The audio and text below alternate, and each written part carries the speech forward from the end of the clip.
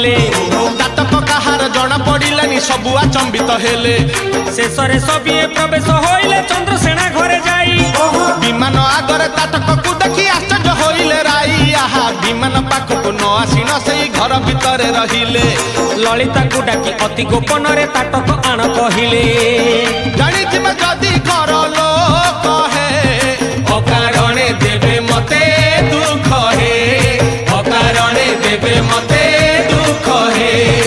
अकारणे देवे मते दुख हे अकारणे देवे मते दुख हे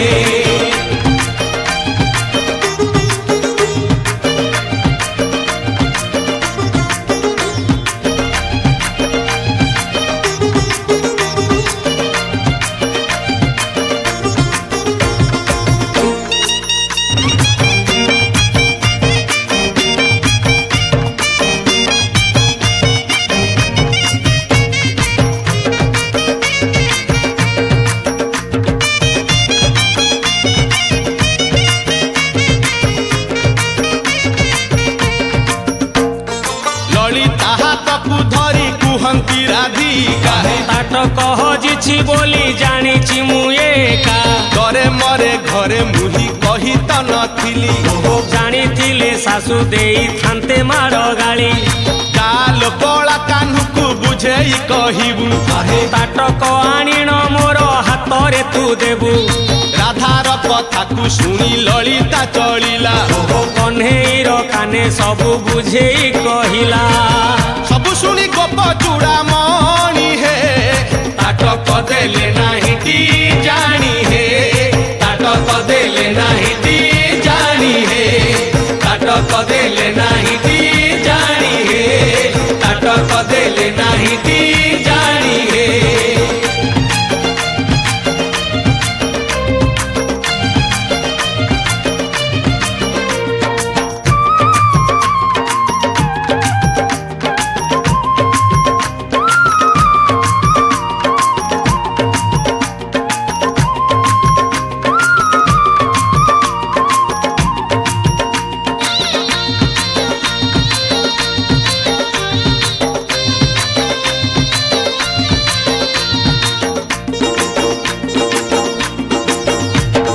ललिता वचन शुणी श्याम घन जानी सियाणिया हेले ताटक जहार नहीं जाऊ सी आसीण आमरी तुले सत कहूच कि मिछ कहूच जानी जमा हेउ नाही ताटक जहार से आम आगर पिंधु आसी एठी तही आहा सांग साथी मोर सभी अछति कोन भाबिबे मते न देखि न जानी ताटक जदि मु देई देबी तुम हाते कही परा इनको जाई बुझेई ताटक ने बाकू आसी बेसेही ताटक ने बाकू आसी बेसेही ताटक ने बाकू आसी बेसेही ताटक ने बाकू आसी बेसेही